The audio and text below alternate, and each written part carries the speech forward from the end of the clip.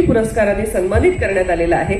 त्याचबरोबर मला एक अतिशय विशेष बाब सरांची या ठिकाणी नमूद करावीशी वाटते की सरांची आज जी ओळख आहे आपल्यापैकी अनेक जण त्यांना मराठा बिझनेसमन फोरमच्या उपाध्यक्षपदासाठी ओळखत असतील आणि MBF मराठा बिझनेसमन फोरम नावच पुरेसं बोलकं आहे.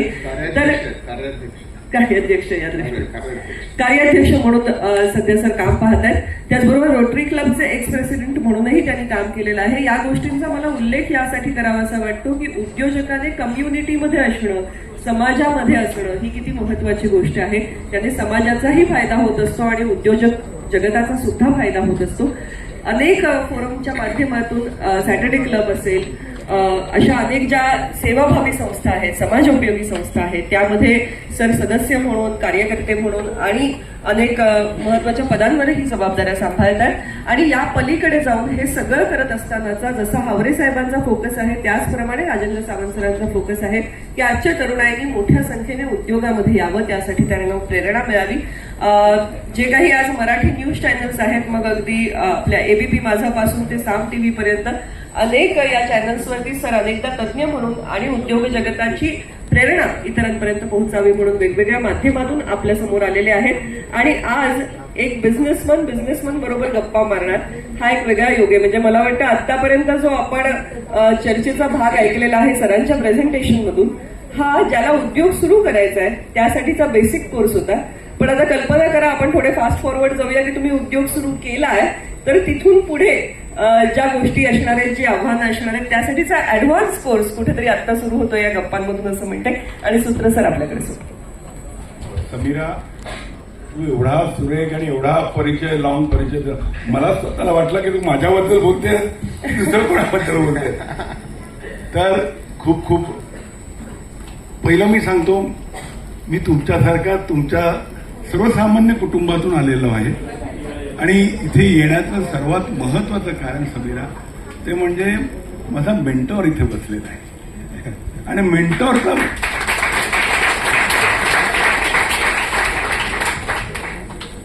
लक्षात घ्या, आपण समीराने जे काही सांगितलं, एक सांगतो काय असतं की तुम्ही जेव्हा व्यायामशाळेत जाता, अर्ध्या तासासाठी जाता, तुम्हाला कोच लागतो की नाही?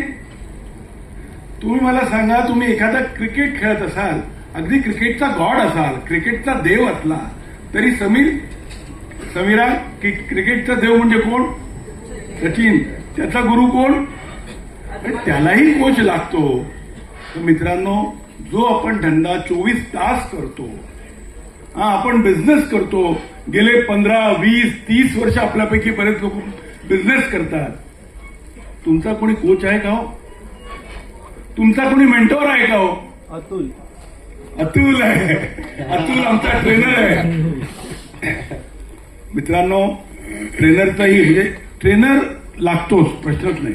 ट्रेनर थोडासा वेगळा विषय असतो. म्हणजे अर्जुनाचा ट्रेनर किंवा कोच कोण होता?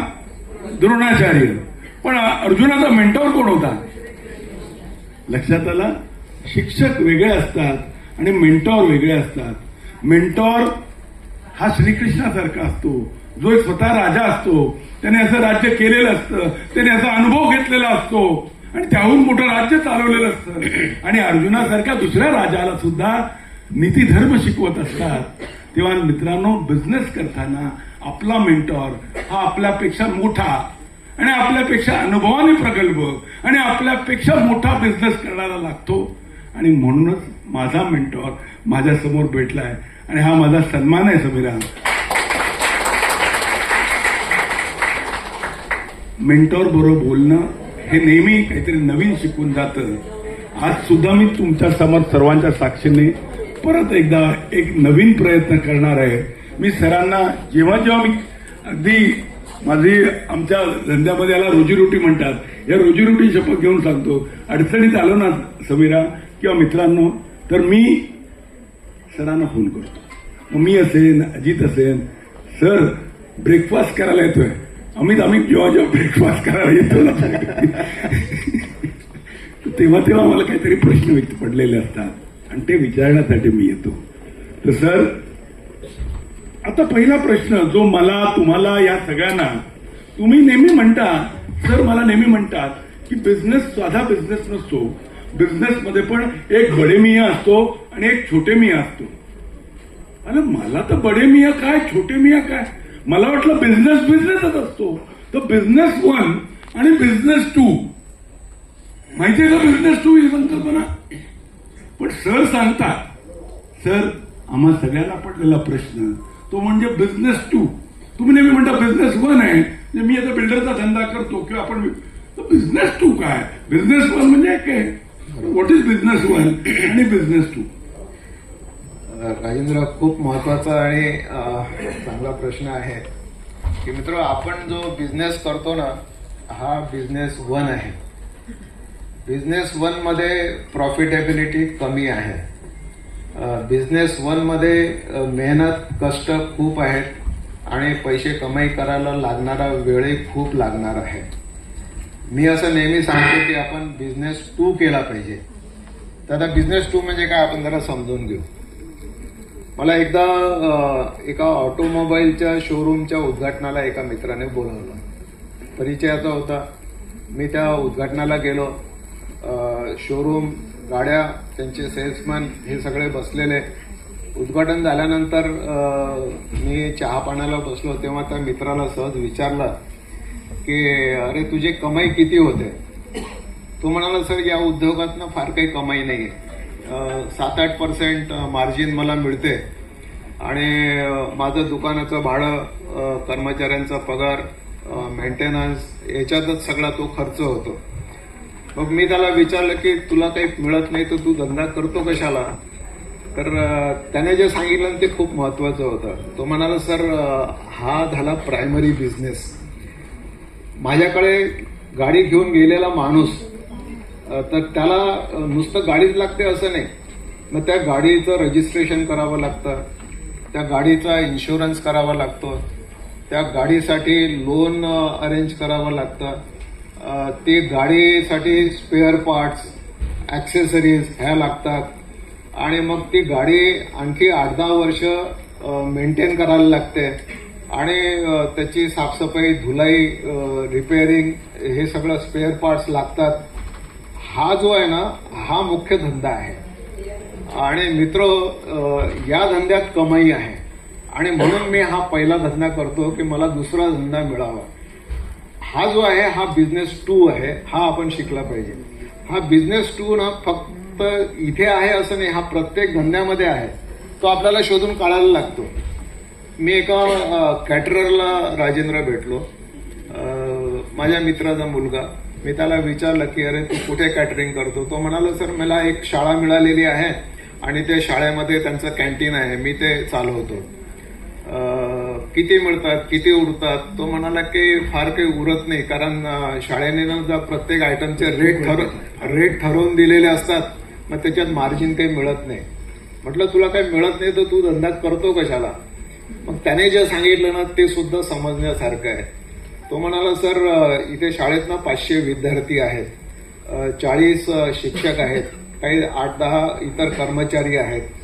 आता 550 लोक झाले. 550 लोकांच्या ना कोणाचा तरी घरी वाढदिवस असतो, कोणाचं तरी लग्न असतं, कोणाची मुंज असते, कोणाच्या घरी पार्टी असते, किटी पार्टी असते, काय असतात. तर हे ना मी त्यांच्या सगळ्यांच्या परिचयाचं आहे. तर मग त्या कॅटरिंगसाठी ते मला ऑर्डर देतात, त्यांच्या घरी बोलवतात, त्यांच्या कार्यक्रमाला बोलवतात. ह्या ज्या ऑर्डर मिळतात ना याच्यात मला कमाई मिळते. हा मित्र बिझनेस 2 आहे. आता राजेंद्रने उल्लेख केला की मी तर बिल्डर आहे, मी तर बांधकाम करतो, बिल्डिंग बांधली, माझं काम हँडओव्हर केलं की माझं संपलं. पण राजेंद्र याच्यात बिझनेस 2 शोधला पाहिजे. आता याच्यात काय बिझनेस 2 आहेत मला सांगतो. मी सुद्धा त्या व्यवसायात आहे.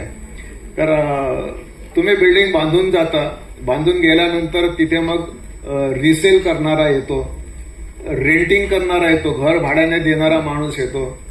तिथे त्याला इंटेरियर लागतं, त्याला घराचे पडदे लागतात, किचन ट्रॉलीज लागतात, त्याच्यानंतर इलेक्ट्रिफिकेशन लागतं, काही घरातले गॅजेट्स लागतात, इलेक्ट्रॉनिक गॅजेट्स लागतात, टीव्ही प्रत्येकाला लागतो.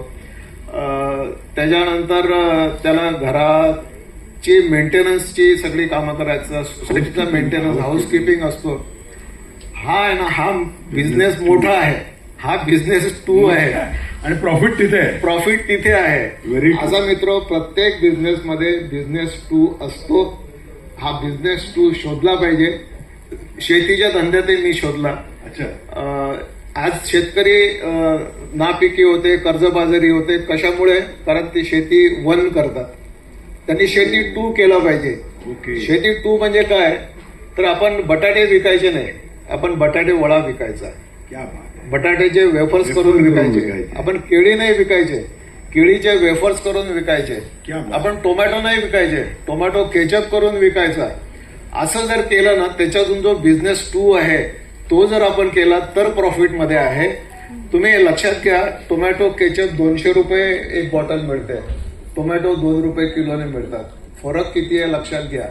2चा 200 होतो डायरेक्ट. 2चा 200 होतो. हा बिझनेस 2 आपण शोधला पाहिजे. बिझनेस 2 मध्ये प्रॉफिट आहे आणि बिझनेस 2 ला महत्व आपण दिलं पाहिजे. खूप खूप छान.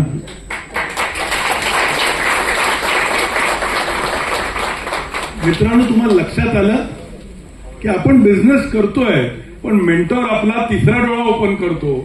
तर तुम्हाला बिझनेस 2 मिळालाय का? कमीत कमी शोधायचा प्रयत्न करा, कारण प्रॉफिट तिथे आहे. आणि मित्रांनो, प्रॉफिट कुठून काढायचा हे लक्षात घ्या. सर, दुसरा प्रश्न नेहमी जो असतो, मराठी माणूस असं म्हणतो की बिझनेसमध्ये पडतो म्हणजे पडतो.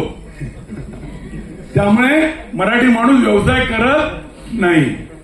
आणि एक काय भीती आहे माहितीये मराठी माणसाला, की मी फेल झालो तर, आणि म्हणून ती आपली काय नोकरी बरी, कारण तो नोकरीला चिकटतो आणि धंद्यात पडतो. तर ह्या पडतोची जी भीती आहे ही मराठी माणसाला फार आहे, म्हणजे मलाही आहे.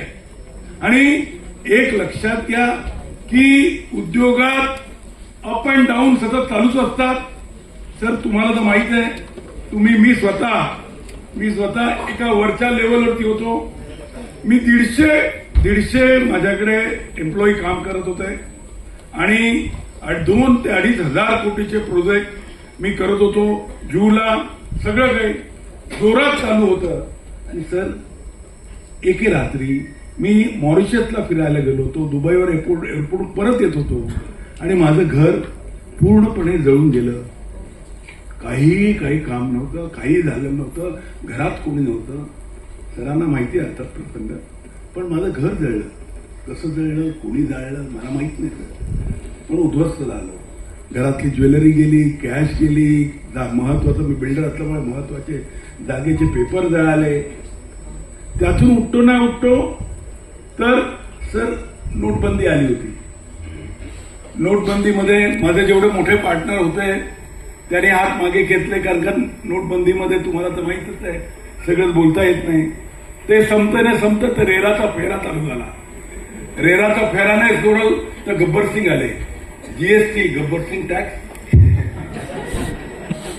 सर, जीएसटीने कंबरडं मोडलं. त्यावेळेला 18%, आम्ही तुला माहित नाही, सुरुवातीला 18% जीएसटी लावला होता आणि मुंबईत 1 कोटी 1.5 कोटीच्या खाली फ्लॅट नाही मिळत.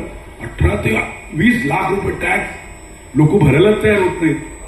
सर, ऍब्झॉर्ब केले 18 ते 20 लाख, पण फ्लॅट घे, मी भरतो जीएसटी. अशी परिस्थिती सुद्धा गेली. आणि सर, ती पण काय उमेद बाकी होती. माझा आवाज येतोय कसला? ती सुद्धा उमेद बाकी राहिली. तर सर, कोविड आला आणि आम्ही माझे 200 ते 250 लेबर पळून युपीला गेले. सर, काय करू कळे ना. पण सगळं संकट झाले, एकत्र येत नाही. म्हणजे ते मी महिना काय करू, दुःख काय खतम नाही होत आहे असं म्हणायला लागतो स्वतःशी. हे दुःख संपणार आहे की नाही. सर, या दुःखाची भीती वाटते. आता मला सुदैवाने माझा मेंटॉर बरोबर होता. मी वेळोवेळी अजित आम्ही सतत जात होतो. आणि जर सरांच्या प्रेरणेमुळे किंवा मेंटॉरिंगमुळे किंवा माझ्या तुमच्या सगळ्यांच्या आशीर्वादामुळे परत कोविड संपलं आणि आज बरोबर 3-4 वर्ष झाली आहेत. आज त्याहून मोठा बिझनेस करतोय. आज जवळपास 3,000 कोटीचे प्रोजेक्ट करतोय.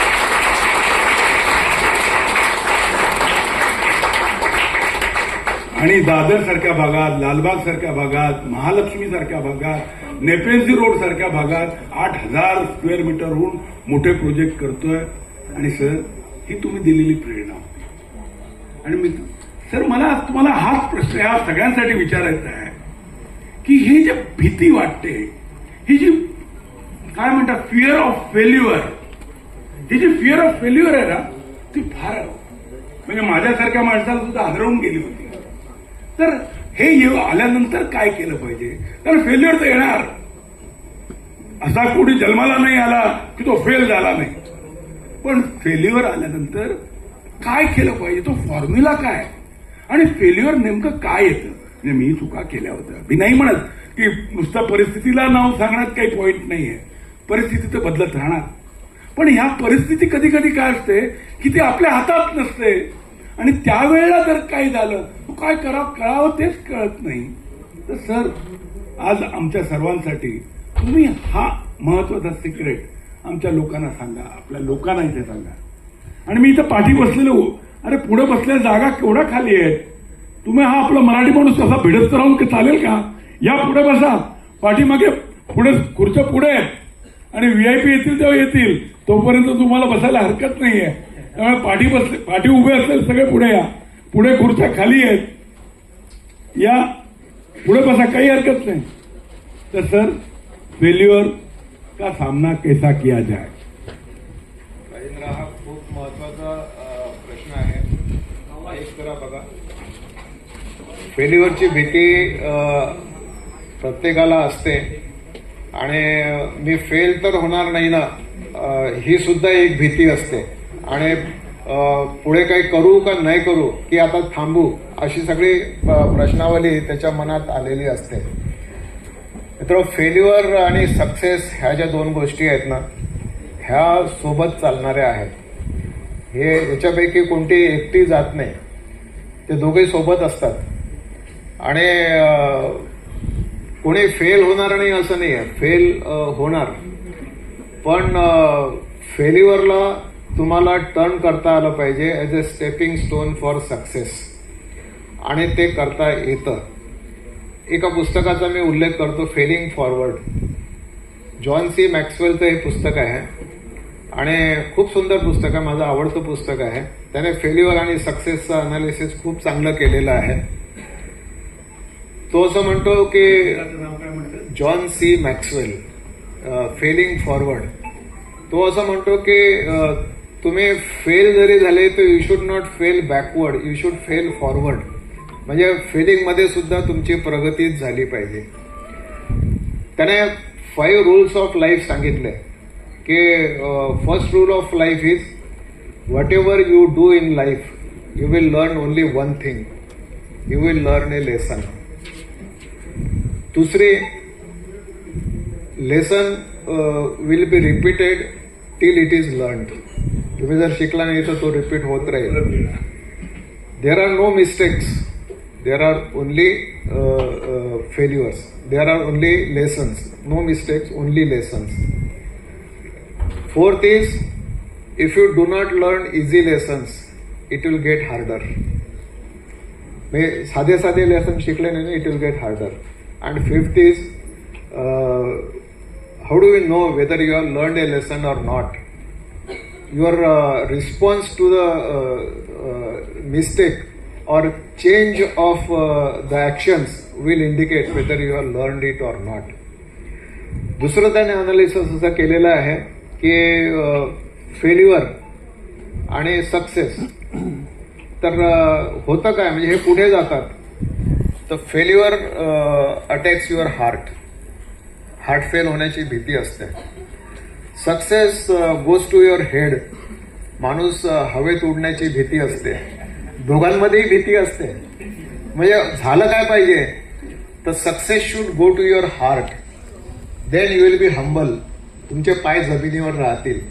आणि failure should go to your head, म्हणजे your head will analyse the failure, काय कॉजेस काय आहेत, रिझन्स काय आहेत. आणि त्याने एक सुंदर वाक्य लिहिलं आहे की failure is not bad if it does not attack the heart, success is all right if it does not go to the head. Success is all right if it does not go to the head. Failure is not bad if it does not attack the heart. आणि याच्यातून म्हणजे शेवटी शिकायचं काय आहे? शिकायचं असं आहे की फेल्युअरची भीती माणसाने काढली पाहिजे. फेल्युअरचं भीत राहिलो ना तर भीत्यापाठी ब्रह्मराक्षस हा जो म्हणतात, शेवटी तुमचं कर्म जे आहे, कर्तृत्व जे आहे, हेच सगळ्या गोष्टींना आन्सर आहे. फेल्युअरचं मी अनालिसिस बऱ्याचपैकी केलेलं आहे, मी ते सांगतो, पण एक उदाहरण त्याच्या आधी सांगतो. एडविन सी अल्डारिन कोणी नाव ऐकलेलं आहे आपल्यापैकी? कोणाचे हात वर नाही बघा. एडविन सी अल्डारिनला कोणी ओळखत नाही. मित्र, चंद्रावर पहिलं पाऊल ठेवणारा माणूस कोण? नील आर्मस्ट्रॉंग पहिला पाऊल ठेवणार, हे खरं आहे. पण त्या अपोलो 11 यानमध्ये दोघेही जण होते. एडविन सी अल्डारिनही होता आणि नील आर्मस्ट्रॉंगही होता. एडविन सी अल्डारिन हा कॅप्टन होता.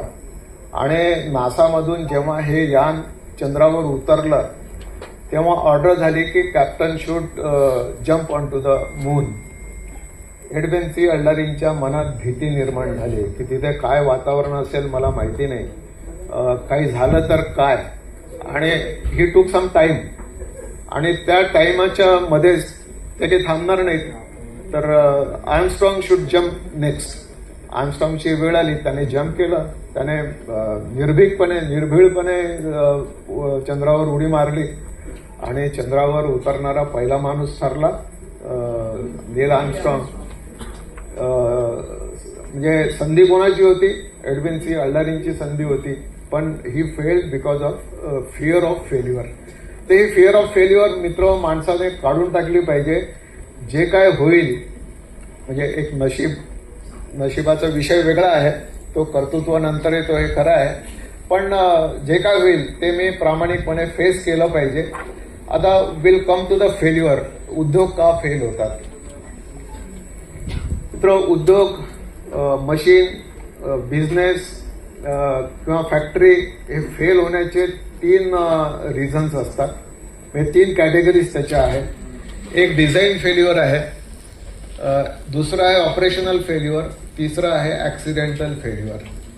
म्हणजे तुम्ही डिझाईन चांगलं केलेलं आहे, डिझाईनमध्ये ते फेल होणार नाही, पण ऑपरेशनमध्ये होऊ शकतं. ऑपरेशन चांगलं आहे, फेल होणार नाही, पण ऍक्सिडेंटमध्ये फेल्युअर होऊ शकतं. तर what are these 3 different failures? Design failure उद्योगामधलं.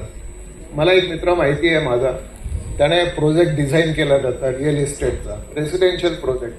आणि त्याने काय केलं की त्या प्रोजेक्टमध्ये आता काहीतरी नाविन्यपूर्ण केलं पाहिजे म्हणून एक नदी फिरवली, आर्टिफिशियल रिव्हर.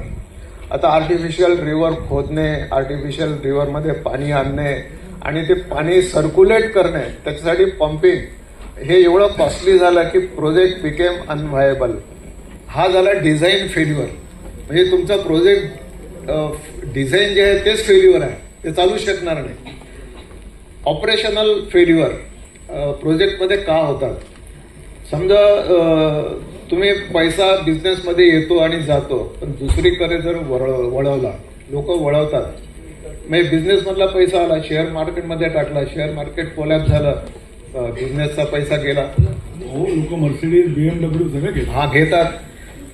क्षमतेपेक्षा जास्ती काम घेणे, ओव्हर ट्रेडिंग. तुमची 10 किलो उचलण्याची क्षमता आहे, तुम्ही 50 किलो उचलायला गेले, तुम्ही कोलमडणार. आणि केअरलेसनेस, निष्काळजीपणा. तर हे 3 मुख्य कारणं आहेत ऑपरेशनल फेल्युअर होण्याचे. आणि ऍक्सिडेंटल फेल्युअर होण्याचे कारणं काय आहेत की बरेचदा असं होते की राजकीय किंवा कोणाचा तरी हस्तक्षेप तुम्हाला आडवा येतो.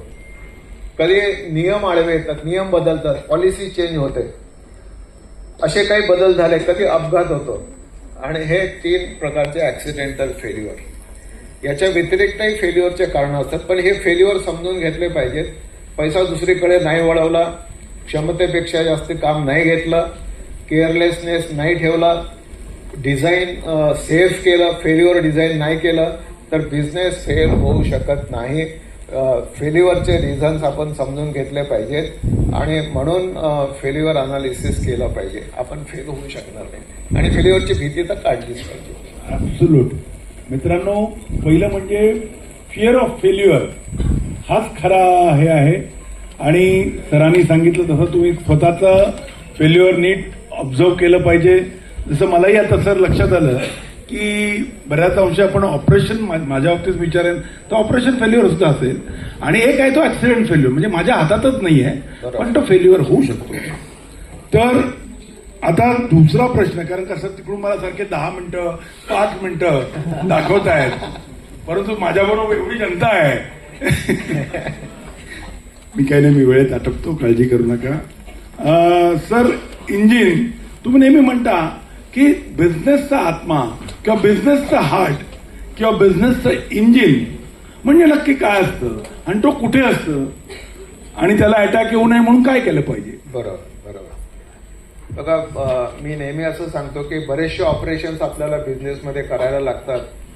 परचेसिंग आहे, कॉन्ट्रॅक्टिंग आहे, डिझायनिंग आहे, हे सगळे जरी असले तरी एक महत्वाचं डिपार्टमेंट असतं मार्केटिंग. आणि मी असं म्हणतो की marketing is the engine of the business. आता ट्रेनला एक इंजिन असतं, ट्रेनचं स्पीड कोण डिसाईड करतं? इंजिन डिसाईड करतं. डब्यांना काही आपला स्पीड नसतो, ज्या स्पीडने इंजिन धावेल त्या स्पीडने ट्रेन धावते. आणि म्हणून मार्केटिंग ज्या स्पीडने धावेल त्या स्पीडने तुमचा बिझनेस धावेल. तर marketing is the engine of the business. पण आता मार्केटिंग बदललेलं आहे, पूर्वीसारखं मार्केटिंग राहिलेलं नाही आहे. टोटली तुम्हाला मार्केटिंगचे बदल लक्षात घ्यायला पाहिजेत आणि त्यानुसार नवीन मार्केटिंग ट्रेंड वापरायला पाहिजेत. आता print media, electronic media costly झालेले आहेत. आता डिजिटल मीडिया आलाय, सोशल मीडिया आलेला आहे, इन्फ्लुएन्सर मार्केटिंग हे आपण शिकलं पाहिजे, ब्रँड अँबॅसेडर मार्केटिंग हे शिकलं पाहिजे. ह्या नवीन नवीन ट्रेंड्स आहेत बिझनेसमधल्या, ह्या शिकल्या पाहिजेत. आणि इकॉनॉमाइज आपल्याला करता आलं पाहिजे, प्रत्येक गोष्टीचं इव्हॅल्युएशन करता आलं पाहिजे. आणि म्हणून मार्केटिंग जे आहे हे it is the engine of the business. असंच ना एक हार्ट ऑफ द बिझनेसही असतं. आणि मी नेहमी म्हणतो की decision making is the heart of the business. म्हणजे एक उदाहरण देतो, अमेरिकेमध्ये 25,000 फेल झालेल्या कंपन्यांचं सर्वेक्षण करण्यात आलं आणि त्या फेल का झाल्या त्यांच्या कारणांची यादी तयार करण्यात आली. तर त्यांना असं लक्षात आलं की 31 कारणं त्यांना मिळाले फेल होण्याचे. आणि या 31 कारणांची यादीमध्ये सगळ्यात टॉपचं रिझन काय होतं तर नॉट टेकिंग डिसिजन. डिसिजन न घेणे हे सगळ्यात मोठं कारण होतं फेल्युअरचं. आणि म्हणून तुम्हाला डिसिजन मेकिंग हे केलंच पाहिजे. You should take right decision, not wrong decision. Wrong decision again failure. पण you should take right decision in right time. If you take right decision, वेळ निघून गेली, आता जायचं की नाही, गाडी निघून गेली आणि तुम्ही ठरवलं की आता जायचं आहे, तर गाडी तर निघून गेली, तुम्हाला चालणार नाही. You should take right decision. First is you should take decision, you should take right decision आणि you should take right decision in right time. ह्या तिन्ही गोष्टी महत्वाच्या आहेत. आता डिसिजन घेण्यामध्ये कोणत्या गोष्टी आपल्या आडवे येतात, आपलं डिसिजन चुकीचं होण्यासाठी कारणीभूत ठरणाऱ्या 4 गोष्टी लक्षात आलेल्या आहेत. मित्र, again I will refer you book decisive नावाचे एक बुक आहे. चिप अँड डॅन हेथ असे त्याचे ऑथर आहेत.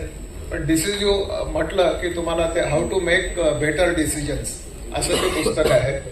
त्याने 4 शत्रू सांगितले आहेत, विलन्स ऑफ डिसिजन मेकिंग. पहिला शॉर्ट टर्म इमोशन्स. आपण बरेचसे निर्णय इमोशनने घेतो. मराठी माणूस हा इमोशनल असतो. इमोशनमध्ये तुम्हाला प्रॉपर डिसिजन मेकिंग करता येत नाही. You should be rational, you should not be emotional. आता एक ठाण्यातलं उदाहरण सांगतो. रेमंड, म्हणजे वैयक्तिक आहे पण त्या माणसाने पुस्तक लिहिलेलं आहे म्हणून मी ते सांगतो. विजयपत सिंगानिया यांनी एक पुस्तक लिहिलं आहे, इनकम्प्लीट मॅन. रेमंडची ओळख आहे कम्प्लीट मॅन आणि याने पुस्तक लिहिलं incomplete life. Incomplete man, incomplete life. त्या माणसाने इमोशन मध्ये येऊन आपले शेअर मुलाच्या नावाने ट्रान्सफर करून दिले. आणि एक दिवशी असं झालं की या मुलानेच त्याला घराच्या बाहेर काढलं. तो आता रस्त्यावर आलाय, आजही रस्त्यावर आहे. आणि एवढ्या मोठ्या माणसाने, आणि व्हॉट इज सेड त्या इनकम्प्लीट लाईफ मध्ये त्याने काय लिहिलेलं आहे की इमोशन मध्ये येऊन मी फार मोठी चूक केली. तर शॉर्ट टर्म इमोशन्स ह्या घातक आहेत. याच्यासारखेच रिझन आहेत ओव्हर कॉन्फिडन्स, असे काही रिझन्स आहेत. आणि म्हणून आपण डिसिजन मेकिंग प्रॉपर केलं पाहिजे. तर सर सर्वात महत्वाचा जो विषय असतो की उद्योगधंदा आला की वाद आले. वाद हे प्रत्येक ह्याच्यामध्ये पार्टनर्स मधला तो वाद असेल किंवा सेपरेशन असेल. आता 1 मिनिट आहे, मला माहिती आहे माझाही शेवटचाच प्रश्न आहे. तर वाद कसे हाताळावेत हा शेवटचा प्रश्न विचारतो आणि नंतर तुम्ही परवानगी दिली तर लोकांना विचारेन.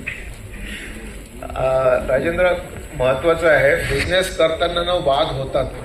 वाद होणार नाहीत असं आपण काही म्हणू शकत नाही. वाद होतात माणसांमध्ये. आणि म्हणून मी असं म्हणतो की समजा एखादी जमीन खरेदी करायची असेल तर आपण ड्यू डिलिजन्स करतो.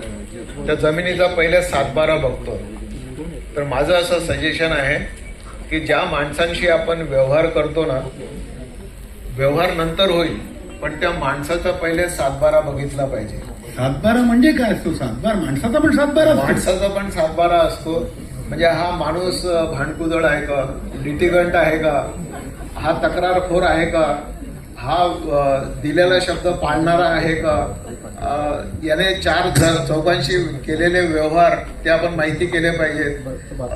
याचं वागणं कसं आहे हे त्या माणसाचं बिहेवियर लक्षात घेतलं पाहिजे. आतापर्यंत आम्ही म्हणायचो हा माणूस लय 12चा आहे. म्हणजे त्याला आणि आपल्याला